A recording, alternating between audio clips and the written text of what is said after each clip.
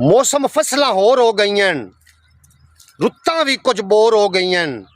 पर मदनी माही आन बचाओ धियां मुड़ दरगोर हो गईयां।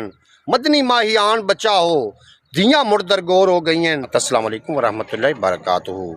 मैं हूं आपका दोस्त मोहम्मद अली खिज़र और आज की इस वीडियो में साहने आए मियाँ वाली में जो सफ़ाक इंसान ने अपनी ही बेटी को 7 गोलियां मार के शहीद कर दिया, उसके हवाले से कुछ बात करेंगे। आपने वीडियो को एंड तक देखना है।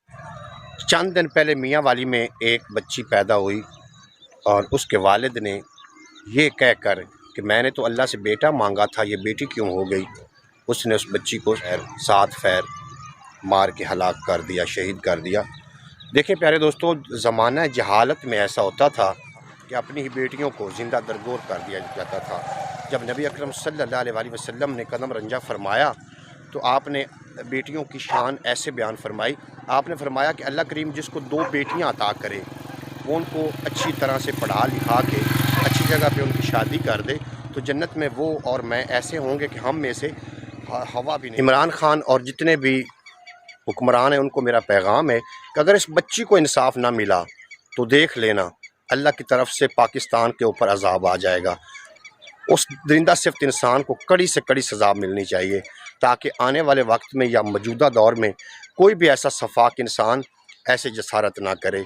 और बाकी जो बेटियों को बोझ समझते हैं उनके लिए मेरा पैगाम है कि अल्लाह की रहमत उसी घर में होती है जिस घर के ऊपर अल्लाह करीम खुश हों, और बेटियां रहमत हैं।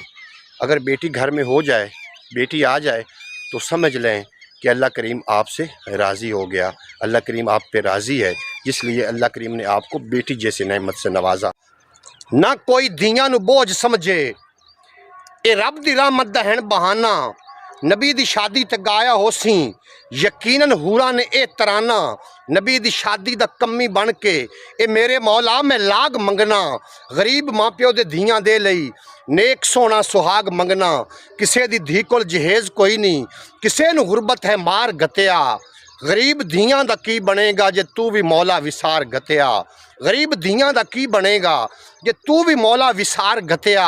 जनाबे ज़हरा दा सदका मौला किसे दी धी नू भी दुख ना देवीं। खिज़र किसे नू जे धियां देवें ते फिर नसीबां दी भुख ना देवीं। अस्सलाम वालेकुम वरहमतुल्लाहि वबरकातुहू।